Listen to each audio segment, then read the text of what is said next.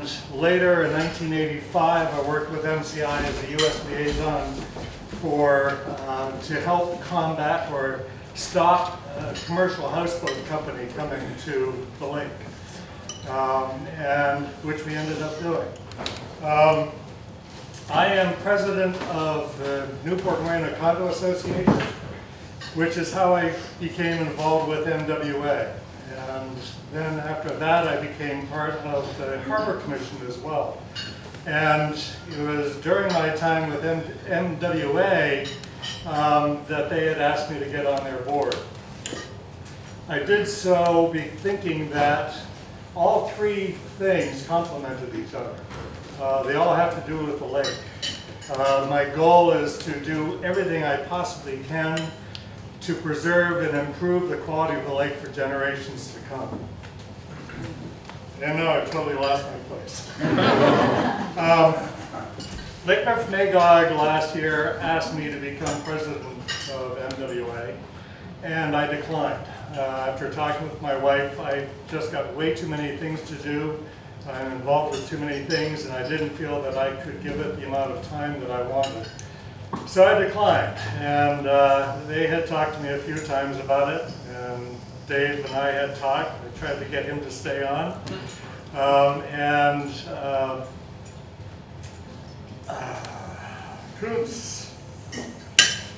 Doug Koontz had talked to my wife on a few different occasions, trying to talk her into changing my mind. And because I finally told Doug, says, listen, if you want me, you're going to have to convince my wife first. All of a sudden, she comes home from pickleball and she says, you should do it. So I did. And I tell you, I couldn't do it without a strong board that we have.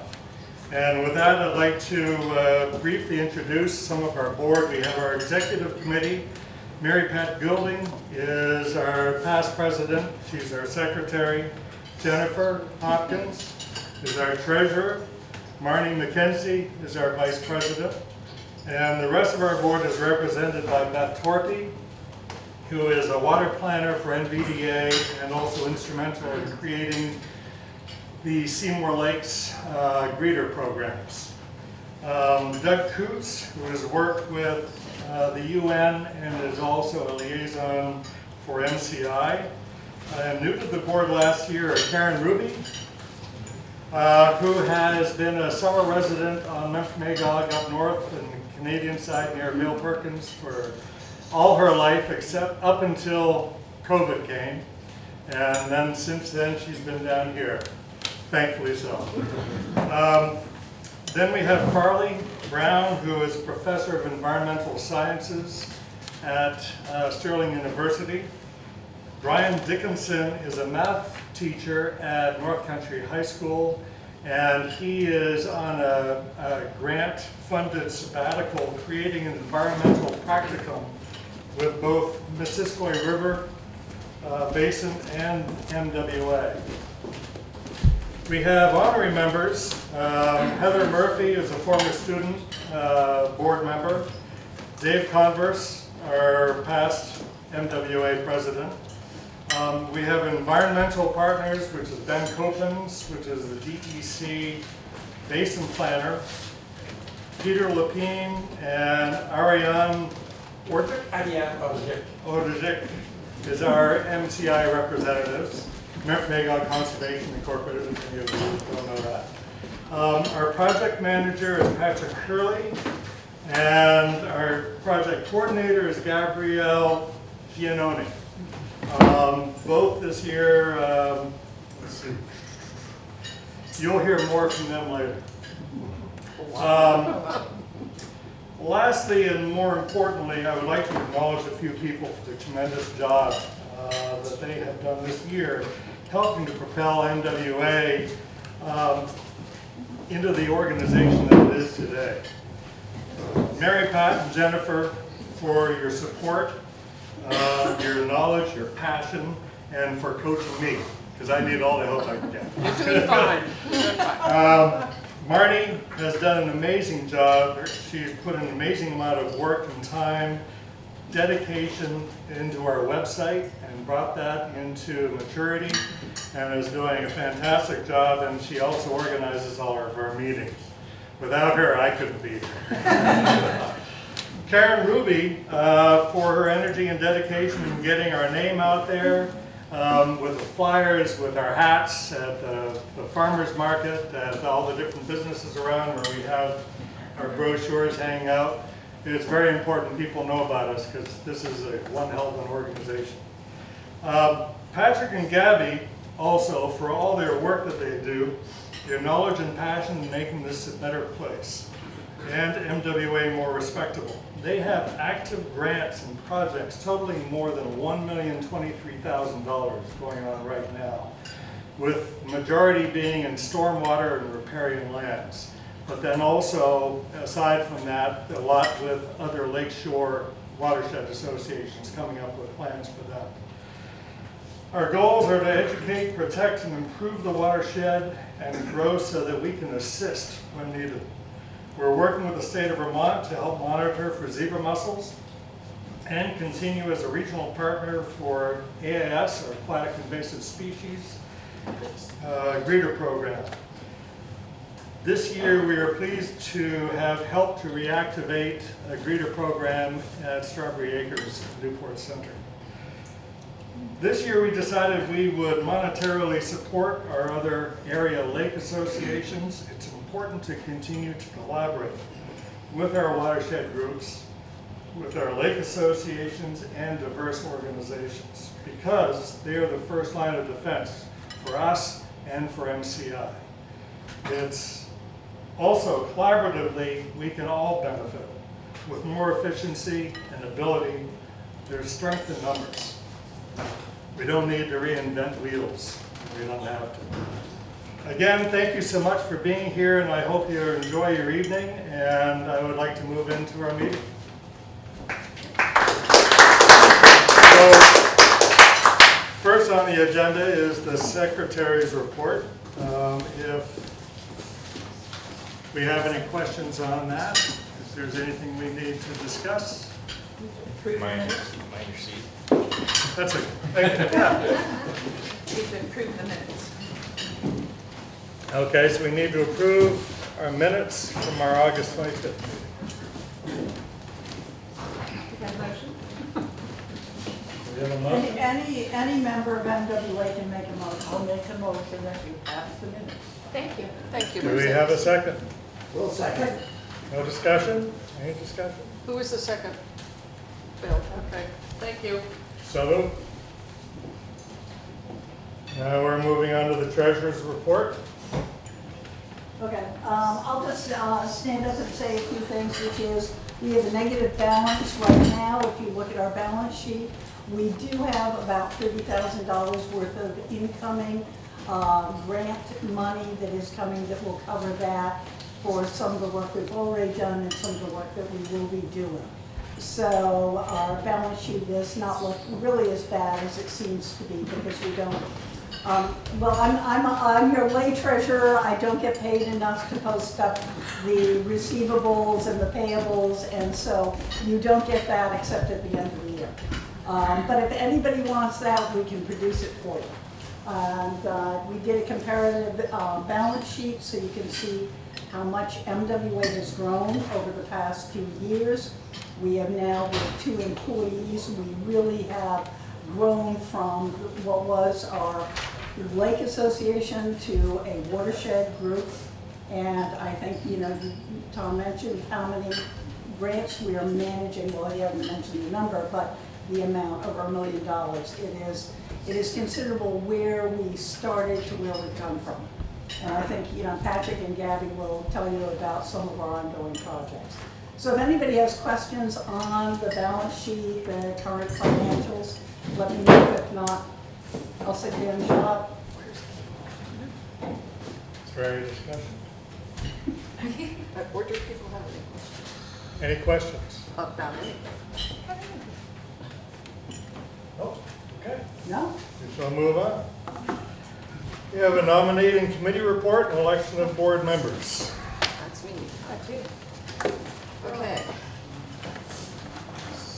So So, we have 3 individuals proposed for, to come back on the board till 2026, and that will be Brian Dickinson, Tom Latta, and Marty McKenzie. And then we have continuing board members. I went back up just so you can see some pretty photos.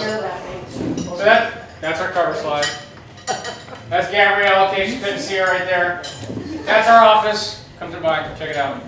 So these are our grants that we're working on. The green ones are the ones I've mentioned. Those are our kind of like stream or riparian focused grants. The white ones, the second or third or fourth line, these are grants that we work with the state to assist them on developing these tactical basin plans, which is a planning document, it's a planning tool. So we coordinate with state partners and local partners. We got some folks in the conservation district here that we work very closely with.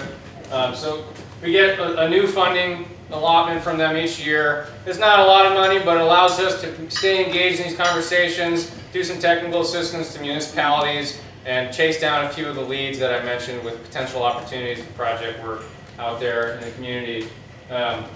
We also do a lot of lakeshore work, also very closely partnered with the Orleans County Conservation District. So right now we're developing the Echo Seymour Lake Watershed Action Plan and the Willoughby Lake Watershed Action Plan. We're a little bit further along with the Willoughby one. It started a year and a half ago. And these action plans are similar to the basin plans, where they are these planning documents, these planning tools, but they are action plans. They are actionable items at the end of this plan. So at the end of each one of these plans, we have anywhere from 20 to 50 potential projects that are identified, they're ranked, they're prioritized, and the 3 highest priority projects are designed to 30% design. So we have an actual schematic, a drawing, a plan of how can we implement these most important projects. So MWA is providing most of the technical assistance in terms of identifying these projects on the ground, evaluating them for their worth, both their economic feasibility, their water quality benefits, and the social dynamics of like, is the landowner on board with this? Is the town on board with this? Is it permittable? Is it realizable? So we work very closely with a lot of folks and really with the community at hand. Like we're really engaged with the select boards, with the lake associations, for instance, the Westmore Association or the Echo Protective Association or the Seymour Lake Association. So as I mentioned, Willoughby's a little further along. We're going to have designs developed for 3 to 5 projects by the end of this calendar year.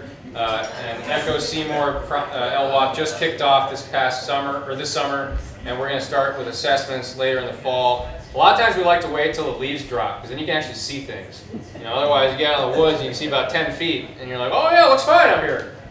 So we really like to get in there in the shoulder seasons, because a lot of things are a lot more evident then.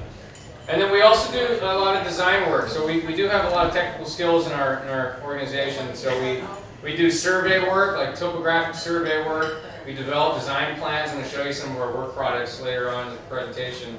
And then we will permit these projects. We'll cost estimate, and we'll provide assistance to implementing them, whether it's sourcing materials, finding alternative materials that may not be available, selecting plant schedules for planting projects, working with engineers to get some of the more technical components fleshed out. But really, we try to provide that full suite service, because if you got to go out every step of the way and contract this work out, it's a 5-year effort. If you can do it in house, it's a lot quicker, a lot more seamless, and a lot of times a lot cheaper. And there's just not a lot of people around here that you can call with the technical capacity or the availability to do some of the work that we're talking about. And then there's stormwater projects, which are really an important thing in Vermont because of regulatory requirements for stormwater runoff from impervious surfaces. So right now we have 3 projects in the works. We've got a Newport Marina project, which you can see if you went out to the gazebo over there. It's over by the Marina Condo Association near the old teddy bear factory. This is a $450,000 project and is very quickly becoming a nearly $600,000 project, because as we turned into the dirt to install these pipes and these catch basins, we uncovered a legacy soil from probably 80 years ago, or longer, who knows, when the lakeshore was heavily industrialized, developed. Somebody decided to put some burned materials and other questionable substrates in the ground. cap it with some clean fill, and grow some grass on it. Well, we found it, and it's got to go away. We can't leave it there, so we have to hire consultants to characterize these soils. Fortunately, they're not that bad. There could have been a lot worse substances in there. It's really just kind of like a degraded hydrocarbon compound. So essentially what we think happened is at one point the buildings burned down over by the Prouty Mill way back, and then they just buried it. And that's not really a good idea. Didn't know any better back then. Well, we're going to have to deal with it. And so a lot of this work is going to be over budget. We're working with partners from the state to figure out how are we going to cover these gaps. We're working with local organizations. We're getting donations from people who are willing to take it. The landfill, give us a break. The city of Newport has stepped up and given us a lot of in-kind donation. They're running trucks for us for free up to the landfill. They're replacing a pipe that is owned by the city and was supposed to tie into the stormwater drain. Well, when we dug it up to connect to it, it was all rotted out. Well, the city stepped up and they've decided to cover that expense for us. We're also working with a couple different granting agencies to figure out what sort of leftover funds can we work with to finish this project and do it correctly, because there's nothing worse than having to go back in and do it again. Is it still on time schedule? Yeah, we're still on schedule, if you can believe it. Yeah, yeah, that's the one thing we're still on.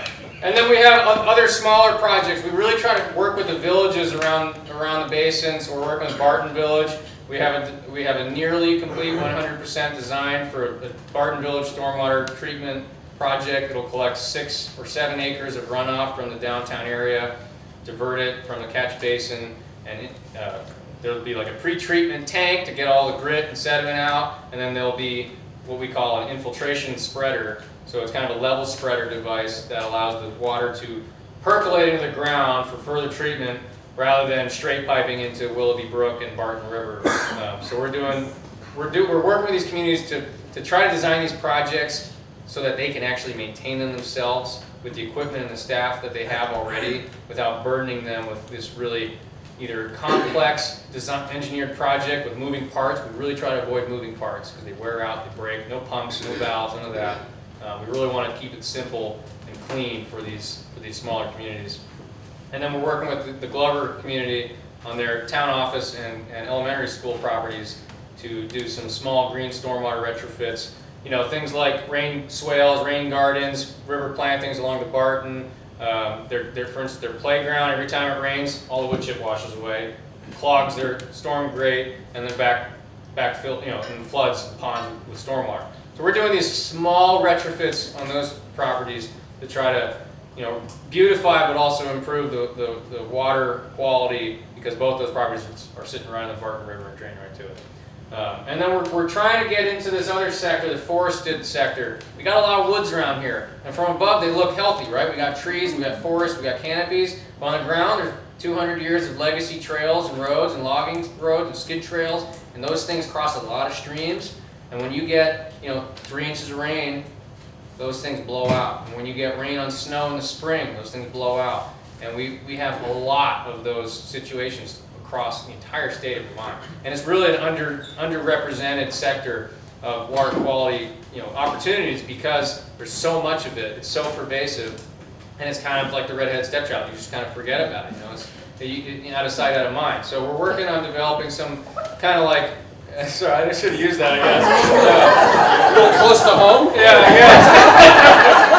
guess. So we're doing things that have really been tried and true and done before, but we're also trying to get into these novel sectors and see, like, what can we do about this? What's cost effective and what actually is going to provide benefits to our local rivers and our lake. Yes, sir. May I ask a question? I'm not a member, but I'd like to ask a question if I Yes, could. it's Brian, right? Yes. Yep. What's your preference to, would you prefer to look into the woods and the streams in the woods over liquid manure runoff? So that's a really good priority. That's a good question. So we're in a little bit of a pickle with that. We cannot really work on jurisdictional farms because we don't have NRCS or NRCD funding access. So we can approach small farming operations. As soon as it's a big enough farm where it's got a manure pit, we can't really do much. That's where the Conservation District and the Natural Resource Conservation Service is your best option. And I can think of a few examples of overflowing manure pits that you know, I encounter on my stream walks, or I've got a friend, Charleston, whose neighbor just drains into her yard. You know, and so it's a problem, and it's something that, you know, there's no elegant solution to it. You know, it's manure. There's no shortage of it. So yeah, we would happily take information from you guys and try to, you know, approach the landowner or get the conservation district and NRCS to approach the landowner and start working with them. But that's a sector that we unfortunately can't do a lot in because it's so jurisdictional, and it's also a little bit outside of like my technical capacity. You know, I can work on drainage systems on farms, but once we start getting into like stack pads and manure pits, you know, it's a little bit outside of my bailiwick. I know that spreading manure today is a lot different than it was 30 Yes, 40 years ago, yes, because yeah. they spread real manure years Yeah. ago. Yeah. So, I don't know, I almost think that the priority should be more on liquid manure, Yeah. especially around the lakes. I agree. I think it is an underrepresented issue, and I know that the Conservation District, for instance, is trying to find funding to get a manure injection system that they can lease or lend out to farmers, because it's a lot more effective at getting those nutrients into the ground versus just on the surface that then just wash off. Yeah. I know that they also do whole farm planning, where they're like, okay, this is a steep hill, let's not turn that to corn. Let's keep that grass, you know? And then don't put your fertilizer down in April, because it's not going to last very long before it washes away. So there's a lot of management or behavioral things that can be adjusted, as well as those kind of institutional, like manure pit management type of, you know, practices. But it's something that we'd really like to work in, and it's just like there's barriers for us. Yeah. I can kind of speak. Yeah, to Nathaniel. that. Yeah, so my name is Nathaniel Johns. I work for the Conservation District here, and I'm mostly focused on the agricultural aspect of water quality in Orleans County. So I'm working a lot with farmers, you know, some of the larger farms on things like that. And yeah, there are a lot of programs, you know, mostly federal and state programs working to address that. It's going to be a long process. And yeah, kind of the difficulty with manure storage is these are extremely expensive projects. You know, like one manure pit can be like $500,000.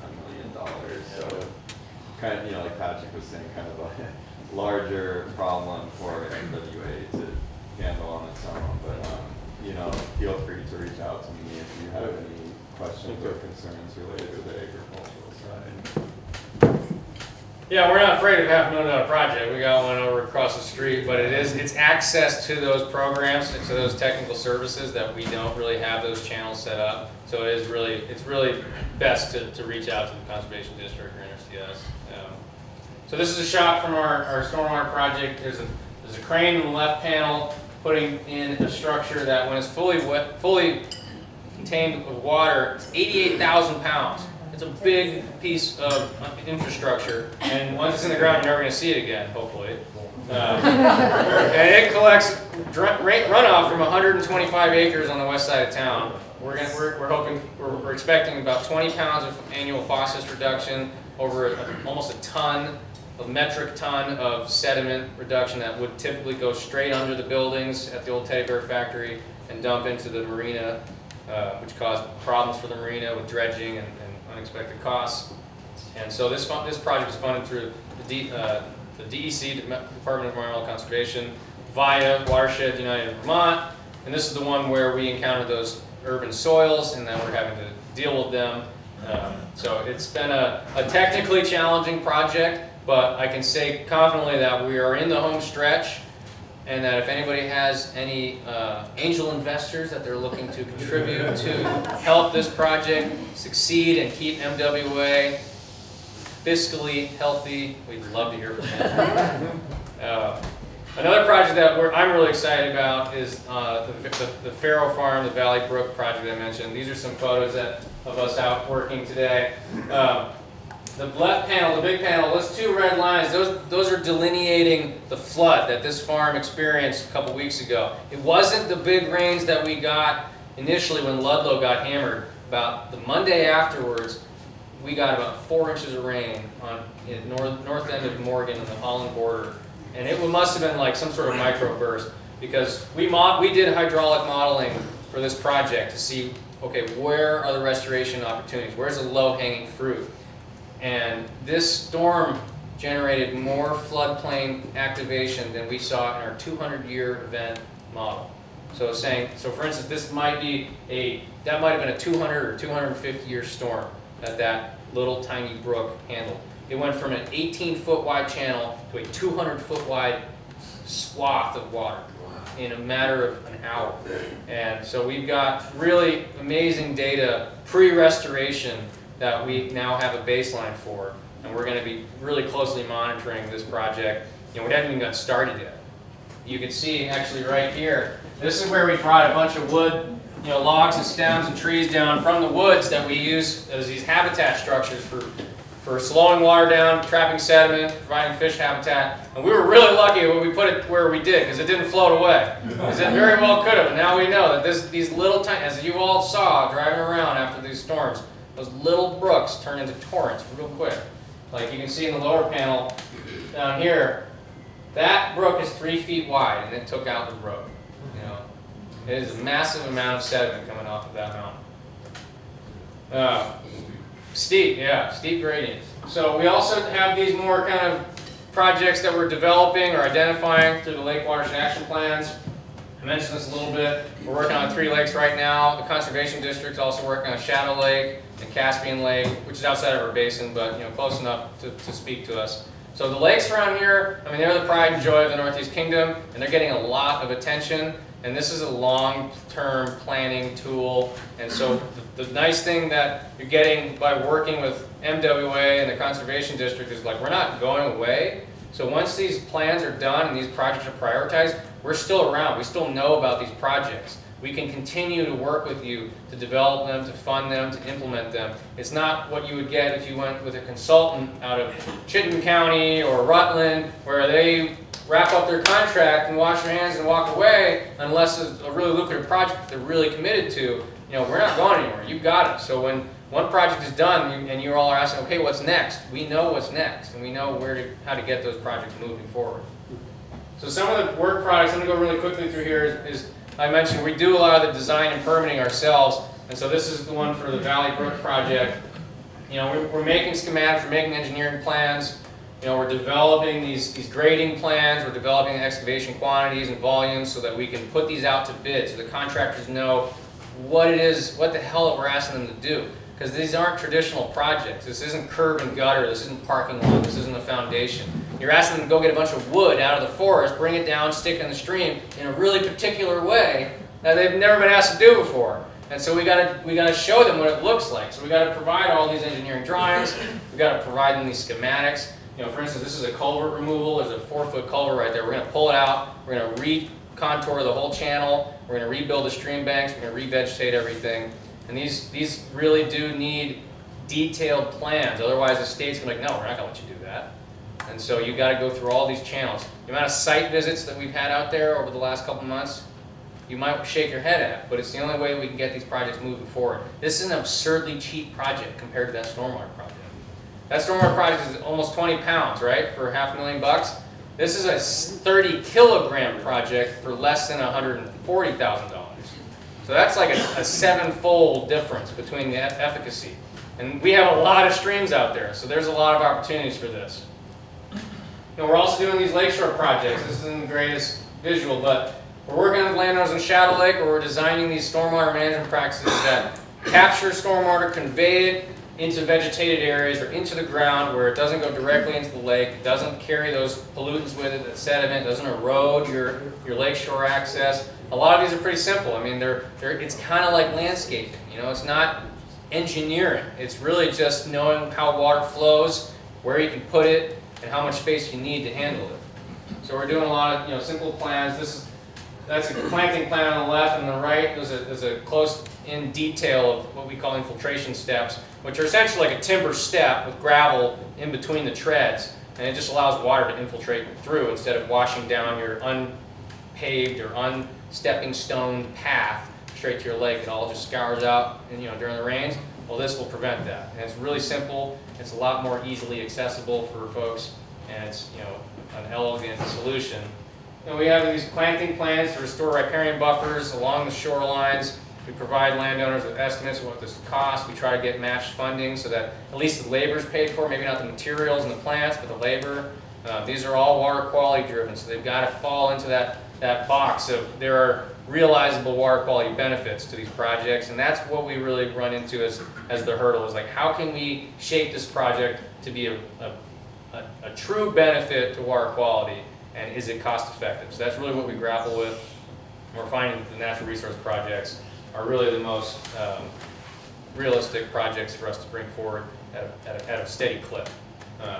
So we're doing a lot of design work, we're doing a lot of permitting work. We talk with a lot of landowners. We'd love to talk with you guys. Thanks for listening. If you have any questions, you know where to contact me. And yeah.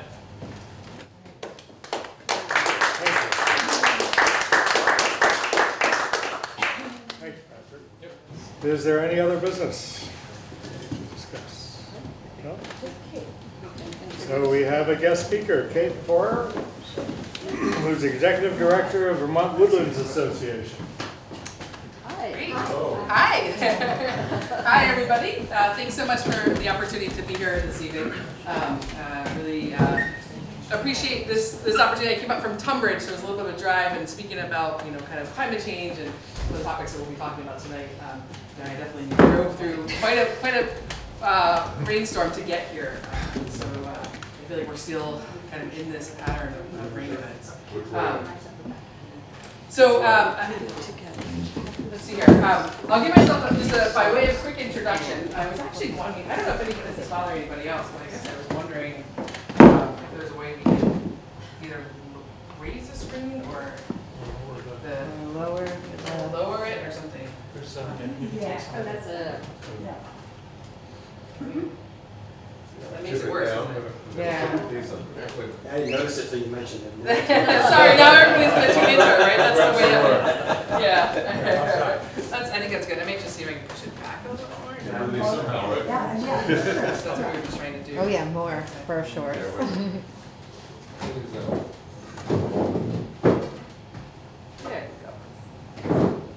That's better. Good. Okay. Is that better? Yeah, there you go. All right, perfect. All right, well, again, good evening, everybody. Thanks so much for the opportunity to be here. As was mentioned, my name is Kate Forer. I'm Executive Director of Vermont Woodlands Association. Does anybody know what Vermont Woodlands Association does? Okay. I see a couple of hands, yeah. So we are a statewide nonprofit organization here in Vermont, and our work is really centered around educating and advocating for the stewardship, use, and enjoyment of our private forest lands. So like you guys are thinking about forests as well as water quality, we're primarily thinking about forests and working with landowners to help them with stewardship and really caring for the land. We are a membership-based organization, and so our members really run the spectrum of landowners as well as forestry professionals. So we work with both landowners and land managers, again, in helping them think about how to care for their land. The way I more recently have been thinking about the work that we do is that we're really a community of folks who not only love and care about the forest, but work to help promote a healthy forest here in Vermont. I wanted to start off, and I think one of the main reasons that I'm here tonight, is that last February, I don't know if any of you were able to join us on a snowshoe tour of Bluffside Farm. We partnered with Land Trust, and we had a great after morning. I guess it was a couple hours in the woods, talking a lot about water quality as well as forest management, looking at some lakeshore projects. And I think one of the things that I really got out of that conversation was really the synergy between the work that you guys are doing, as a watershed association, and the work that we're doing as a landowner association or woodland owner association. And there's just so much commonality, I think, in the work that we're doing. And so I'm really excited to be here tonight and talk to you a little bit about some of the work that we're doing. But I also see this as a conversation. And hopefully sort of the start of a potential partnership and thinking about how we support each other as nonprofit organizations here in the state. By way of sort of continued introduction, I wanted to share a little bit about myself and my background. So I stepped into the role as Executive Director for Vermont Woodlands Association last October, having worked at UVM Extension doing forestry outreach and education for about 16 years. But my passion and my curiosity and really the spark for a lot of this work comes from growing up fly fishing. You know, I was really fortunate as a kid. My dad would take me out to streams all across Maryland and Pennsylvania. You know, and we spent a lot of time out catching a lot of great fish. And for me, you know, what I really started to cement was this relationship between our forests, you know, woodlands, and streams and water quality. And just really starting to see, you know, the places that we were going and the places that we were catching fish, you know, were these streams, sort of small tributaries, right? And streams that were sort of in the backwoods. I like to say too, you know, what I also learned is obviously, you know, trees are both good and bad. And when you're losing a lot of flies to a lot of trees, you know, it's, you know, you start to learn that, you know, forested streams also have their disadvantages. So again, my hope tonight is that this is a conversation, you know, and that, you know, we can sort of share back and forth. And so I wanted to start with a question. And I'd love to hear from you, you know, what is one thing that you think of, or one thing that comes to mind when you think of a watershed, a forested watershed? What's one word? Peace? So, for being the brave first person, I actually have, this is a handout, and I have some more of them that I'll talk about in a little bit. But it's always helpful to have a little carrot. So peace, I heard. What else? What other words come to mind when we think of forested? Wildlife? Yeah. Leaf litter. Leaf litter? Yeah. Floating logs in the lake. Yeah, floating Floating logs. boats. Yeah. He's been there. Yep. Not sure where that's going, but I feel like there might be a story behind that one. Yeah. Yeah, so, you know, I think when we talk about forested watersheds, you know, I think, you know, we come up with a lot of different values and a lot of different interests that our forests, you know, provide, and that connection really brings home. You know, but I think one of the things that is, I think, really important to remember is that a lot of our watershed forests throughout the country are actively managed forests. You know, they are, you know, forests that are professionally managed and cared for. You know, they have timber harvesting that happens, and that, you know, they have a forest management plan behind them that's sort of, you know, driving what's happening out there. And so, you know, there's obviously, you know, not all of them are managed forests, right? There's also conserved forests, but a lot of them are working forests. And so, you know, by way of, you know, a couple of quick examples, you know, I've spent a lot of time out in the Catskills out in New York. And so we drive by the Patacton Reservoir about once a year, and that's a reservoir, if you're not familiar with it, they actually, it's a water source for New York City. And so, yeah, that reservoir is very actively managed. And in fact, actually, you know, almost every year that we've been by, there's been some type of forestry activity going on. The Quabbin Reservoir in Massachusetts, you might be familiar with that property. Again, these are both publicly owned watershed forests, but they're very actively managed. And a lot of that management is really, you know, trying to sort of pull, bring, you know, sort of take the forest from a coniferous or a white pine or, you know, pine plantation back to sort of a native hardwood stand. But just, you know, I think just driving home the point that these forests, you know, are actively managed. Patrick alluded to this a little bit, but, you know, one of the things that I learned recently about your watershed here is that you guys are 77% forested. I think that's awesome. That is a really incredible asset. Of course, I'm a forest person, so that to me is really exciting. Anybody know off the top of your head the percentage of forest cover here in Vermont? The statewide total forest cover? You're not allowed to answer this. 55? Yeah, it's actually more. It's more than that. So it actually used to be 80, but we're actually losing forest cover. And we'll talk a little bit more about that, you know, as I go through the slides. But we're at 75% forest cover right now here, currently, in Vermont.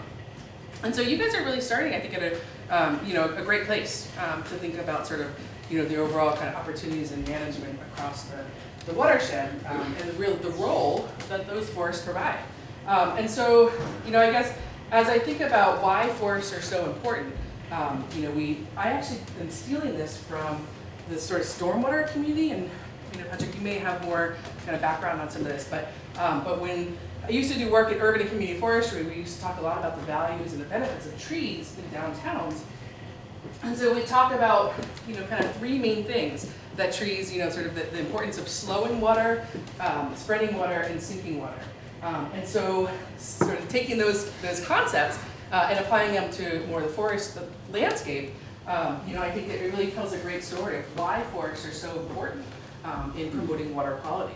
So, as you think about it, when the rain falls, the canopy actually provides kind of a first interception of that rainfall, and that's really important to preventing, the erosion, that we can sometimes see in heavy water event or rain events, but it also sort of softens that impact of the rainfall in the forest. Spreading, our forests provide, I think, a really important role in helping to kind of dissipate water across the landscape. When you think about kind of the infiltration, especially recently with some of these real extreme weather events, our forests play a really important role in helping to spread water and allow it to more slowly infiltrate into the ground. And then finally, we talk a lot about the important role of our forests as filters, right, in absorbing water. And so they're a sink, bringing in water, soaking up water through their roots. And so it's really no surprise, but I just want to, sort of provide sort of the proof, right? The research suggests that that forested cover actually yields about, so a forest cover, of 60 to 90%, right? So if your forest cover is 60 to 90%, the research suggests that you're much more likely to have higher water quality. This sort of doesn't come off the tongue very easily, but a forest cover of 60 to 90%, I should say, reliably yields higher water quality, right? And so if that's the kind of benchmark, you guys again are at 77%. So when you look at kind of national averages and even other averages across the state of Vermont, you guys are in pretty good shape. Of course, things are changing, right? I mean, I don't have to tell you guys this, right? I mean, we've all experienced it this summer. I experienced it on my drive up tonight. Our climate here in Vermont is changing, and so we're really starting to see. It's funny. I mean, frankly, I think back. I started work here in Vermont back in, I guess it was like 2007, 2008, and I remember some of those early projections of talking about we're going to start seeing more, high intensity, more extreme precipitation events. We're going to start seeing more precipitation, and sort of within my career time, we're really starting to see that on the landscape. And of course, the July storms are just one example, but you also look at what's happening down in Maryland and Pennsylvania right now. We're not alone in this, right? Our climate is changing, and we're starting to see the impacts on our landscape and in our lives. And of course, the forest is being impacted as well. I didn't want to get into all the, there's a lot of data and information about sort of all the specifics of metrics of how the forest is changing. But in general, we're starting to see that our growing conditions in the forest are changing, right? So our temperatures are a little bit warmer. We're starting to see species, frankly, that years ago wouldn't make it through the winter are starting to be able to survive. We're starting to see species that are adapted to our southern forests, be able not only survive here in Vermont, but also begin to thrive. And so that's something that we're thinking about, and some of the work that we're doing, I'll share a little bit, is starting to sort of integrate that into our management considerations. And then of course, invasive forest pests. I believe, and somebody could correct me if I'm wrong, but I think EAB was identified up here. Which?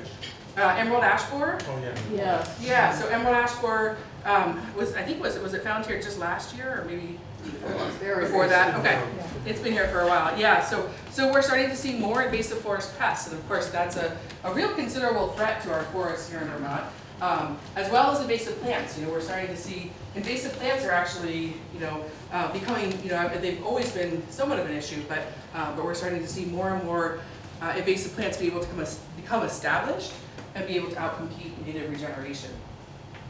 We're also seeing changes in land use. and development pressure.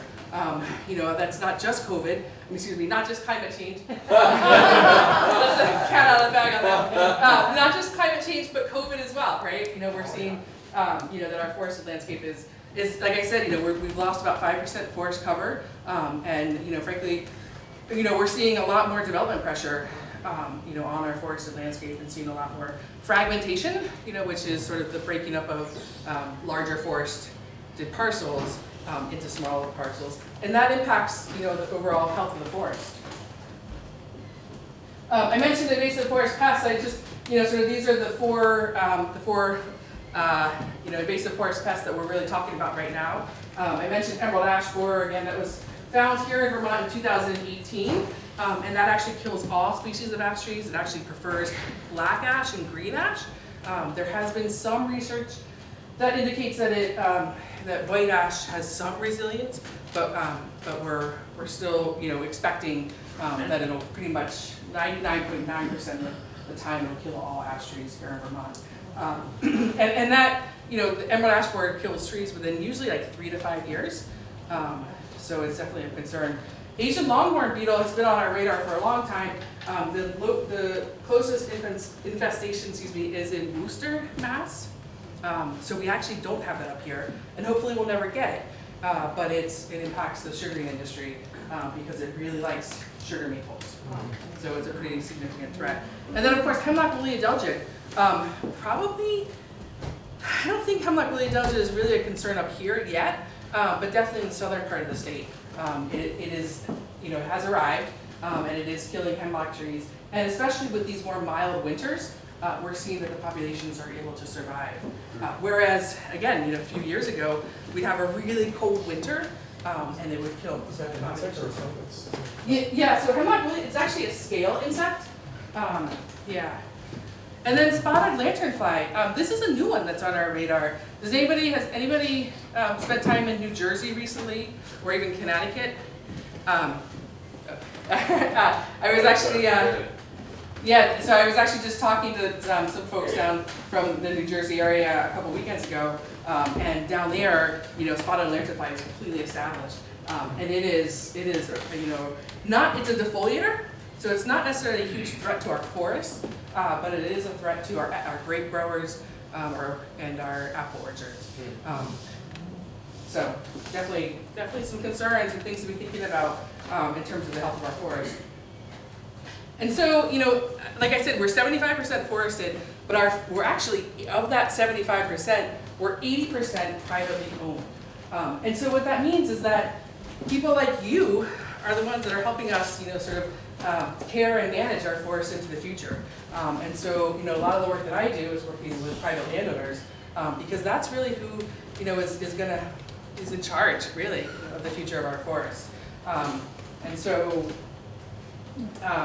you know, that's, I guess, just kind of stepping back into my role with VWA, you know, that's really kind of a lot of what our focus is supporting, you know, our private forest landowners here in Vermont, you know, in their care and management of their woods. And so, you know, we do that for a couple of different ways. You know, I mentioned before, a lot of our work is around education. We have programs focused on climate change and carbon. We have programs focused on helping forest landowners think about the future of their forest land. So legacy planning, we provide one-on-one technical assistance with landowners to think about the future of their property. And we also do a program, excuse me, with wildlife called Woods, Warblers, and Wildlife. And it's a partnership with Vermont Audubon.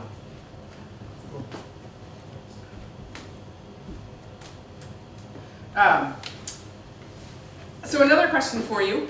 How do you guys define healthy forests? If I asked you to define healthy forests, how would you define healthy forests? Good variety of species. Mm-hmm. Great. It's a good Mixed age class. mixed age class, yeah. Yeah. Kind of a Correct logging. Correct logging, yeah. Yep, good practices, yeah. You don't hear so much anymore about acid rain as we used to. And I remember when you did hear it, you could see the trees were all dying at the top and all that, but is that going away, or? You know, it's a good question. I mean, I know there's definitely still some research at UVM that is looking at high elevation impact of acid rain, but I don't know. I don't think it's going away. I think that the concern has always been sort of the depletion of the soils, right, and making it kind of less habitable growing, especially around like red spruce and maples. But it's a good question. Yeah, I don't. But it's funny, like in our rhetoric, we're not talking as much about acid rain, and part of me wonders like why? Why is that? And that was the first thing I heard about, endangered forests. Yeah. Caused by acid rain, and yeah. now all of a sudden it's other things. Yeah, you're right. Well, what I was going to say is like you're absolutely right, and I think, frankly, I think that we have other threats, right, and possibly even more prolific threats in many respects. And a great deal of work was done in removing sulfur from emissions. Yeah. Yeah. Okay. So it's mainly not. It was about 30 years ago, or 20 years ago, there was a big treaty, worldwide treaty to deal with the acid rain issue. Really? Okay. Yeah. There's also a lot less emission sourcing from the Rust Belt. Most of those manufacturing facilities have left the continent, and so the deposition that we get is typically coming from like East Asia. We still get a lot of mercury deposition in like the Averill Lakes, for instance. Those are listed for mercury impairment, and that's associated with acid rain and depositional fallout from precipitation. So it is a thing, but I think we're getting a lot less concentrated impacts because of shifts in industrial processes and also scrubbing from emissions. Yeah, interesting. I mean, yeah, and then I think on top of that, right, like, we have other concerns, right? And so, I think, yeah, it's interesting though. So thinking about all this in the context of healthy forests, again, like thinking about sort of sort of a variety of species, a lot of that was around healthy soils, kind of healthy growing environments. Anything else? Any other thoughts around like what makes a forest healthy? Decaying vegetation? Yeah, absolutely. Yeah, we're going to talk a little bit more about that, but yeah. I don't want to, again, I'm letting the cat out of the bag on this. It's like microbursts or tornadoes. Yeah. A tornado runs through Stansted the other day. Oh, really? Yeah. So a whole bunch of trees that has in college. Yeah. So the way that I like to think about it really is, thinking about resilience, right? And that sort of sums up all these different things, because when we think about healthy forests, a lot of times, like, it depends on your values, right? If you value, going hunting and grouse, a healthy forest is going to be a forest that has a lot of grouse habitat, right? If you value timber, your healthy forest may be, you may value your forest based on the growing stock, and the quality of the trees that are growing. If you're concerned about climate change and carbon, you may have other values. So when I think about forest health, I like to think about it in terms of resilience, right? Because resilience is the ability of the forest to bounce back, the ability of the forest, to recover, right, and to deal with some of these extreme events. And so that's a lot of the work that we're doing right now with Vermont Woodlands Association around climate change, is helping people and landowners think about how to create more resilience in their woods. And so I have a couple more of these. I probably don't have enough for everybody, and I apologize for that. But I wanted to share tonight, just sort of some of the strategies and tips that we've been thinking about in terms of trying to create more resilience, climate resilience in our forests. I promise you I'm not going through all 12 of them, because I don't want to bore you to death. And I also, again, I have the guide here, and I hope that maybe this is something that we could partner on and do a woods walk in the foreseeable future, to really get out in the woods and talk through these different strategies and what it looks like out in the woods. But I do want to share a few of them. And starting from the top, the first thing is really to get to know your woods, right? I like to use the analogy, if you're going to the grocery store, what do you do before you go to the grocery store? Or what are you supposed to do? Not all of us do it, right? But make a list, right? You do an inventory. You look at, I'm really terrible at this, so my husband would laugh if he heard me say this, but you're supposed to, look in the cupboards, look in the refrigerator, see what you got, right? And so, really the first step in thinking about climate resilience in your forest is really taking stock of what's there, getting a sense for, what are your vulnerabilities? A lot of the work that we do and the way we talk with landowners is, tell people think about, climate resilience is really, sort of the work that we do with trying to help keep our forests healthy. We don't always know what changes are going to happen with climate change, right? And so, starting to understand what are your vulnerabilities in your forest is a really good place to help you sort of narrow that focus, because there's so many different effects of climate change. You can't do them all, right? So understanding your soils, your wet areas, your streams, all that kind of stuff can really help you focus the actions and the steps that you might take. And then of course, I think part of that is also working with professionals, right? And so a lot of times, has anybody had their county forester out for a walk on their land? Yes, okay, I saw a hand up there, yeah. I'm trying to think and I'm embarrassed to admit this, but I am from central Vermont. I can't remember what county we're in. Orleans. So Jared Nunnery, yeah, Jared's your county forester. Yeah, perfect. Okay, so Jared Nunnery is your county forester. And then, he's a great resource. And county foresters are with the Department of Forest, Parks, and Recreation, and they're there, really, they're able to come out and take a walk in your woods. And working with a county forester can help you start thinking about those vulnerabilities. So that walk could, he can point out things or show you sort of different things that he sees to help you, and then sort of take stock. Again, so thinking about things like, I mentioned wet areas, but, Patrick was mentioning roads. We're seeing, more and more of a focus on helping to, sort of, or needs around, forest roads and trails as well. So making a map and really identifying those different areas of vulnerability in your forest is a great first step. Okay, the next strategy is around, again, sort of stealing, I feel like I'm kind of stealing this from this, the water quality, stormwater world, but thinking about slow spread sink. And again, some of the conversations and some of the work that the Watershed Association is doing is really to help landowners, think about how they can do this in their forest. So, there's a great resource here in Vermont. We have the Acceptable Management Practices that's put out by Department of Forest, Parks, and Recreation. It's a fabulous resource. Excuse me.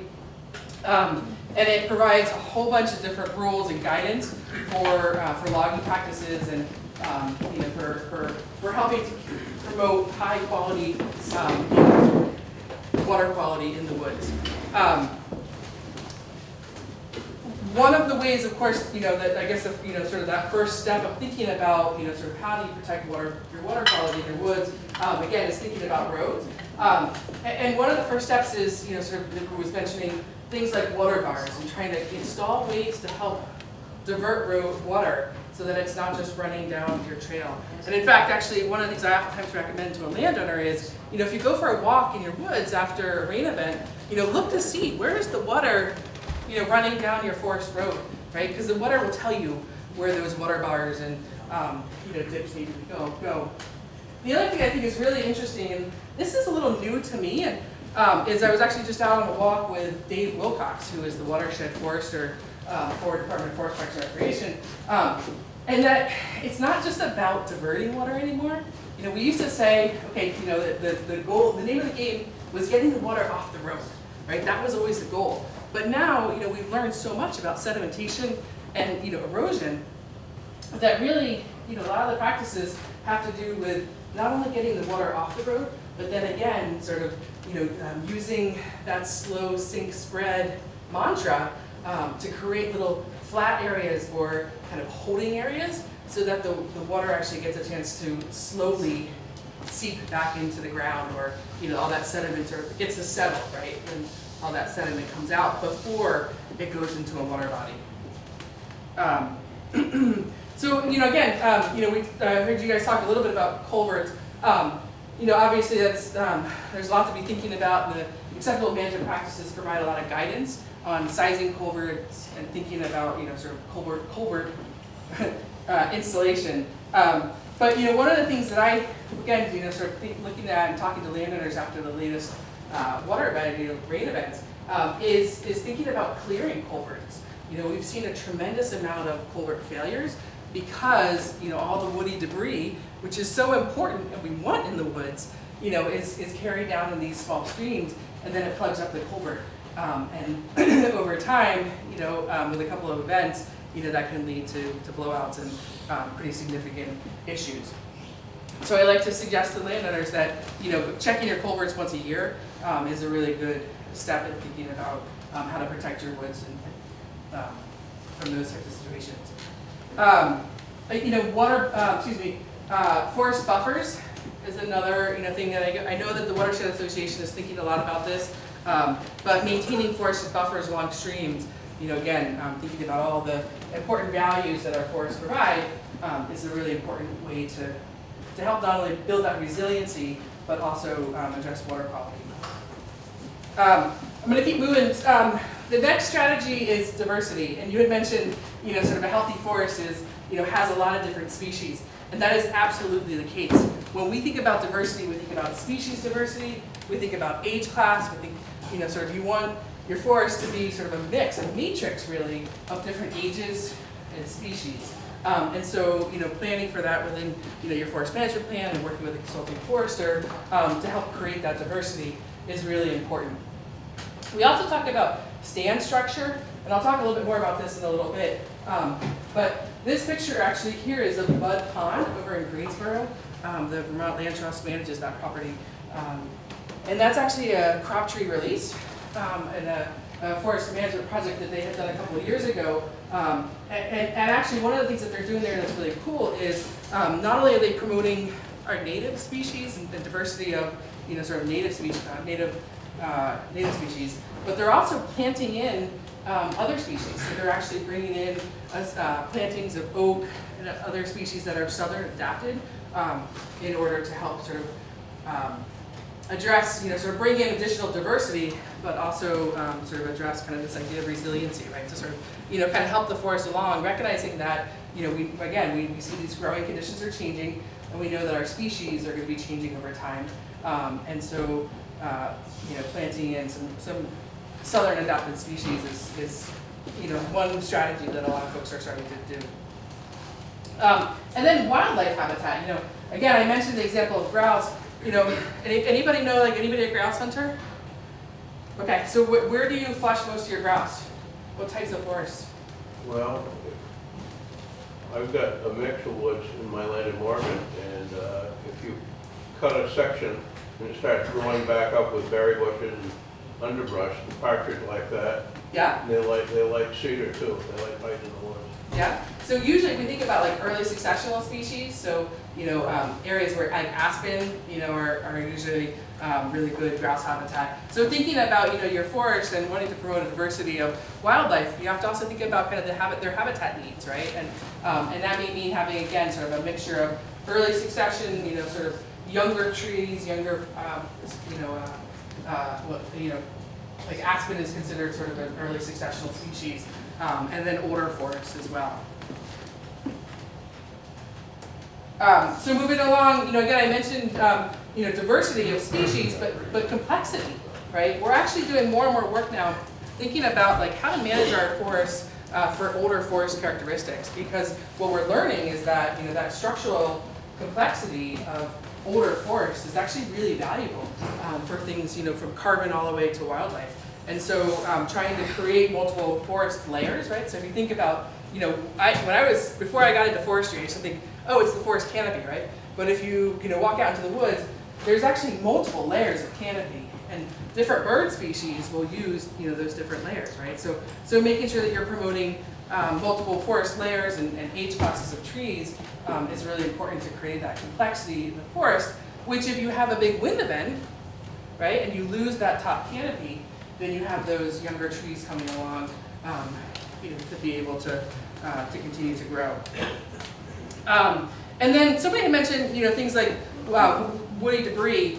The other thing we always say is, sometimes we say wildlife like it messy, right? But our forests like it messy too. And so, not cleaning up the woods. When I was a kid, my dad used to pay me a nickel to go out and clean up the sticks in the woods, right? Because we used to think that you want to kind of clean up your woods and be able to see through it. But what we're learning is more and more is that all that woody, coarse woody debris, it's called, all those logs and tops of trees are really important to not only the water quality, right? Again, they help slow down the flow of water, but they're important habitat for wildlife, as well as if you're dealing with regeneration issues with deer browse. Yes. They're a great benefit of the deer have a harder time getting through it. And so a lot of times we leave tops in the woods just so that we can get regeneration established. Sometimes we actually surround riparian buffer plantings with downed wood to keep elk, deer out. Obviously, we don't have elk here, Does but it say elk? to Did you say keep, elk? we've done a lot of, out west, we've done a lot of wood, we call them woody barriers, and it keeps the elk, they hate walking through a bunch of junk. And then they're like, oh, but look, there's a little salad bar over there. Oh, but I don't want to go in there. So they go away, and it actually works really well. Do you see, like brambles, people hate brambles. Guess what? Young trees, they get through the brambles. And guess what doesn't eat them? The deer, because they don't want to go in there. Yeah. It really is a big deal. And I don't know about this area in particular, but there are definitely areas in the state that have a real significant overpopulation of deer. We have a super overpopulation of deer, at least on the Canadian side. Yeah, and so that sort of that browse really is a is a concern for regeneration, right? We're getting no regeneration in our forests. Yeah. Not at least the forests. Yeah. Not at all. Yeah, I'm actually, we were actually just doing a walk a couple weeks ago looking at deer exposures. So we're actually working with some landowners, to actually put out kind of fenced areas in the woods. It's not going to be perfect, but at least it might help. Well, when you talk about 25 acres. Yeah, right. It's a little. Right. You can't do it everywhere, but at least it's amazing when you see the difference. Like if you're standing there and you look at the deer exposure, that's been there for 4 or 5 years, and just on the other side, you can see like, okay, it's definitely the deer, right? Because there's other things that impact regeneration. So, I don't know about. Again, I'm sort of stepping out of line here, but earthworms. I've been to a number of sites, in central Vermont and even Addison County, where earthworms, have been. They're invasive species. They are, but they, the work that they do, right, with that duff layer, is really detrimental to sugar maple regeneration. I'm going to keep going. So, and then, finally, this is not necessarily in our guide per se, but I always feel like it's an important part of the conversation.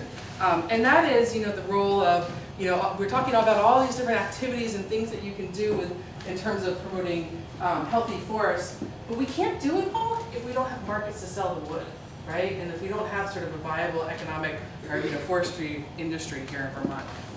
And so, I think part of this conversation and part of the equation needs to be thinking about, how we're supporting local markets. And that includes everything from like lower quality materials, to saw logs, right? I think we here in Vermont have a pretty good tradition of supporting local wood markets, but I think it's, it's a lot of times we're all, not a lot of times, we are all consumers of wood, right? Look around, our houses, the paper we use, all the things that we use, a lot of it comes from trees and comes from wood. And so, I just like to throw that into the mix because as we're talking about climate change and our role as consumers and landowners, thinking about how we can help, support local wood markets is definitely, I think, an important part of the conversation. And so, I guess, all this to say that, as we're talking about resilience, right, and protecting, water quality here within the watershed, that sustainable forest management, it's a really important path that, that we need to be thinking about and working towards. And that, sort of all these strategies that I've shared tonight are just ideas and suggestions and ways for you as landowners to practice, sustainable forestry on your land in order to help us sort of get to this, end goal of healthy watersheds. And so, again, when I think about, sort of the end game, it's really, sort of healthy forests, right, are really an important part of creating healthy watersheds. And I've been thinking a lot about this more recently in preparation for tonight, but I've been thinking about, sort of so much of the work that landowners are doing here in this watershed, is helping not only to care for their forests, but obviously to care for, the water quality here in the lake, right? And so, helping others sort of make that connection and think about the role, that you as a landowner in the top part of the watershed doing some of these forestry practices play in terms of, promoting that water quality, I think is really important. And that you all have a role in that. Again, I didn't ask how many of you guys are landowners, but I'm assuming, most of you are, and whether you own 5 acres, here in downtown, or you own 100 acres up on the mountain, right? You all play a really important role in that process. And so, I guess just to kind of like end, up tonight and just thinking about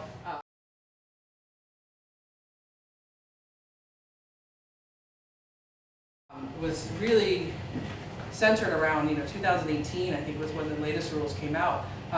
And that, I have to think, I guess what I'm trying to say is that I think to some extent it worked, right? That for a number of years we've been talking about the need for better practices along our forest roads. And again, it didn't, help everywhere, but I think in general, I don't think we saw as much damage as we could have, if those practices weren't being followed on the properties. But I definitely hear you in terms of the need for more outreach and education about it, because that to me is like a start, right? That's kind of a good sign that like, I think we know what needs to happen, but now we just need to work with landowners to make it happen. And I think as Patrick mentioned, the other work that I do is helping landowners to find resources, right? We're really fortunate here in Vermont. We have a lot of government programs, federal funded programs that help landowners like NRCS and regional conservation projects, that actually help landowners be able to implement these practices and get this work done. So I think that's an important, part of the equation as well. Current use programs are pretty good too. Yes. I put land in Morgan in current use, and Dan Kilburn, I'll put a plug into him. I don't know if you know Dan yet or not, but he walked my land with me and showed me what I should be doing, what I shouldn't be doing. Yeah. And he was happy with what I was doing. That made me feel pretty good. Yeah, it's great. But yeah. it's good. He'll come back every 10 years for current use. Yeah. And, every tell me 10 what years. I should be doing in another 8 years. Yeah, it's a forest management plan update. Yeah, and you don't have to give up a heck of a lot. If you've got a piece of land you want to put in current use and don't want to develop it, it's a perfect plan because you save some money in taxes and you can keep your land just the way you want it to. Yeah, it's a great program, and that's administered by the county foresters and a great Yeah. resource. And again, the current use of your property is actually taxed based on it being used as forest land, right? So there's quite a bit of savings for most landowners in enrolling in that program. Yeah, great. Other questions, thoughts?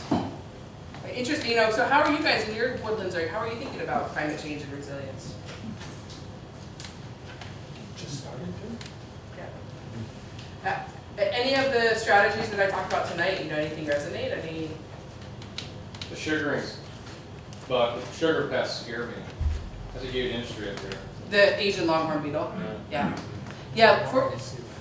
Fortunately, that's still federally regulated. Emerald ash borer is not, and so that's why sort of the shift has happened. That we're basically it's here to stay. Asian longhorn beetle is still. There is infestation, like I said, in Worcester, Mass. And they've been working, they've been working for over 10 years to eradicate that. And they're still plugging away at it.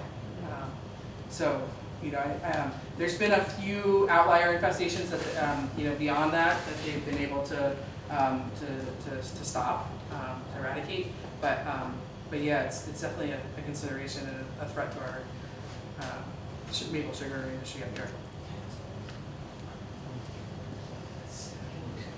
You don't know the way to eradicate the cormorant, do you? I have a bounty on them. They're getting worse and worse. They're deforesting. Cormorants are destroying property along the lake shore. Really? Just by their nesting.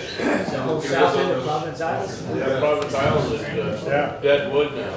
Ah, so because they're nesting in it? Yeah. Well, over the trees, and the trees are all white at night. Yeah. Really? Yeah. Huh. Turkey. Really? Yeah, the federal judge in New York stopped boiling their eggs. Yeah. Oh, really? Yeah. But you can't shoot them because they're a protected bird, which doesn't make sense if they're destroying all this property. Well, you gotta have a season on them or something. Yeah, You yeah. can with a shovel. That's interesting. That's all it's Yeah, But that's not an issue it's- that I've heard of before. So They're protected bird. that's The only thing we interesting. could do would go to Washington legislation and see if they can do anything, but they probably won't. Yeah. Seagull's the same thing. Yeah. Yeah. Yeah. First seagull was up here in 1963. What? First time, yeah, seagulls were seen. Very, very few back before that. Now they overcome. They come from Massachusetts. McDonald's. Yeah. Well, yeah, I mean, it's interesting. Like, I mean, it's funny because a lot of the work that I do is thinking about songbirds, you know, and trying to promote songbird habitat. But shorebirds that's new. I'll have to look into that. They each eat about a pound of fish a day. And there Really? must have been 200 At out in least, front yeah. of my house. Yeah, Huh. there are a ton of them. Wow. They kind of flush all the fish to the shallowest place they can and eat all the fish. Really? Well, there you go, Patrick, and something for you to. Canadian geese too. Yeah. More of those. I was gonna say, what about decoys? Have you tried? Do they? I don't even know if they make decoys. Actually, swans. You put plastic swans That's up. for Canadian geese. Canadian geese. Yeah. But it doesn't work. Park did the park did that, but they're still all over. Right. Well, it's gone. Too. Where was I? I It was worked in really well last year and the year before. I was at Memphremagog in New Hampshire, I think, last year, and they had coyotes. They had decoy coyotes along the bank. And I think it was the Canadian geese that they were trying to scare. Canada geese can also be prohibited from coming up by having a lakeshore buffer. Yeah. They will not walk through the larger predators. Huh. My cousin put an electric fence on their beach. That didn't work. Now they've got swans out. Maybe you Yeah. can It's actually get Mr. Rabbit to come in and put those razor wire or those buoys that you put along the Rio Grande. Oh, God. Cool. Well, that was, I mean, an interesting, a whole nother consideration for shorelines and forests. But I think, again, it's, I mean, you go back to the basics, right? And it's habitat, and so, the question would be, what's drawing them, right? It's their habitat, and so. The dump. And land use in this region, at least on the Quebec side, probably as well. 100 years ago, it was all farms, very little forest, and now it's mostly forest and very few farms. Yeah. So the forest.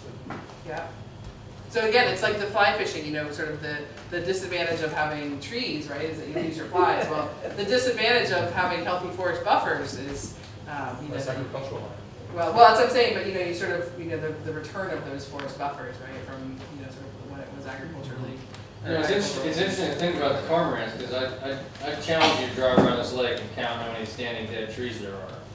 But they're making them now. Oh, yeah. Now there are, but they're Well, here, there hold on haven't been, though. I mean, think about that for a second. They're not making. I mean, They're How are they- defoliating and they are defoliating. Yeah. that, and they're also, their droppings are essentially over nutrifying trees till they die in place. Yeah. But they're also roosting trees. Yeah.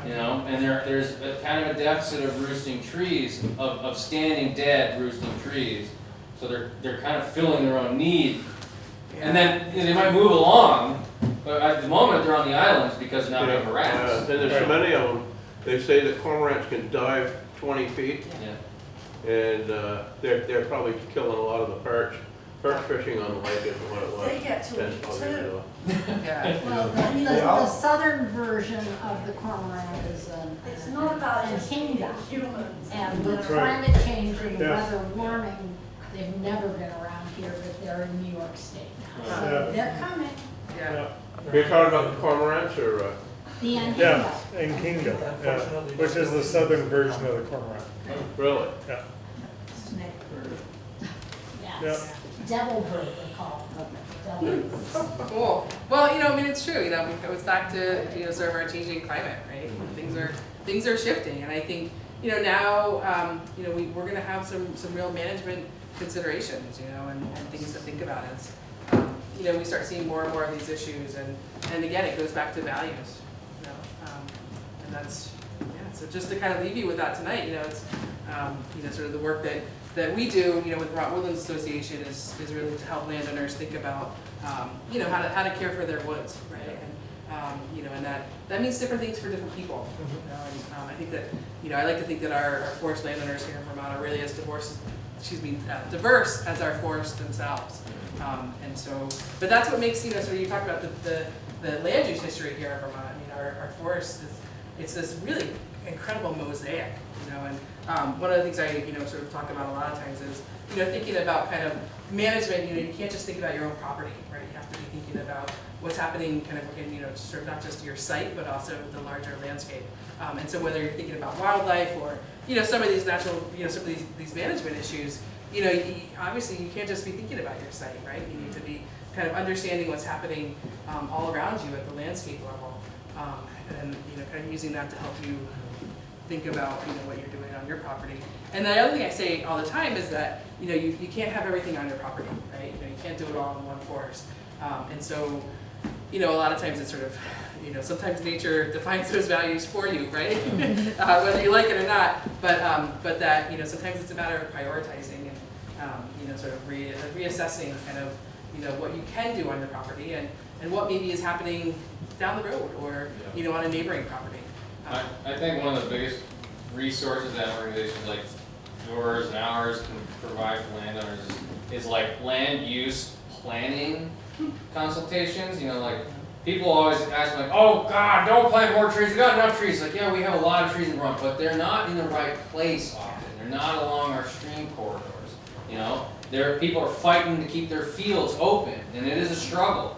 But it's also really difficult to get trees to grow along a river corridor that's overrun with like reed canary grass. So we can't actively reforest the places that need it the most while we're fighting to keep open the areas that are actively reforesting themselves. And so having someone walk your property who can say, like, you really shouldn't build right here. You should build over there. And people are set on their development vision, but are setting themselves up for fighting nature, like you say. And it's a losing battle. So you might as well cut your losses and work with people like Jared. Jared is fantastic at walking properties with people. I mean, he's a pro at reading the landscape and being like, you really should reconsider this plan and maybe put things over there. Shift things around that are suited for the landscape. And I think that's something that, especially with the development pressures that Vermont is getting in the past couple of years, it's really important. Yeah, absolutely. Yep. Yeah, no, I mean, and we do a Woods Wildlife Warblers program, like I mentioned, and a lot of that is like helping landowners actually do an assessment and thinking about their property, their goals, or thinking about their goals, right? And then, sort of doing that little sort of preliminary inventory, right? An assessment to say, okay, so, if your goals are X, Y, and Z, again, it's that inventory of what's happening in your woods, and does that goal really make sense, right? Given, your site and your woods. So. Yeah, so you go online, check us out. Actually, and then I was going to mention too, we have an upcoming woods walk. I don't know if any of you know Al Robertson. He's on our BWA board, and he's also a tree farmer and a landowner in Sheffield, and he's going to be hosting the woods walk. We do a number of woods walks throughout the year, and it's a great opportunity to get out in the woods and talk about. I mean, I always find like talking about this stuff inside is great, but it really comes home when you're out in the woods and you can look at the differences. And I was actually just out at a site visit the other day, looking at a old sugar bush, and there was almost like a line in the sand where you could see this area was really managed as a sugar bush, and there was absolutely no regeneration, no young growth, and then 20 feet over was an area that wasn't managed, and had much more regeneration going on, much more sort of mid-story regeneration and trees coming in. So you could talk about that, sort of like why is it this way here, and what might we do to promote, sort of that. So those conversations can happen if we're in the woods. So I encourage you, if you're around on August 27th, join us, and you can find out more information on our website. And that's pretty much it. I just really appreciate this opportunity to be with you guys tonight, to learn a little bit more about your organization, and start thinking about how we might partner with you guys, again, towards our shared vision of healthy forests and healthy watersheds. So. Thank you That's very it. much. That was excellent.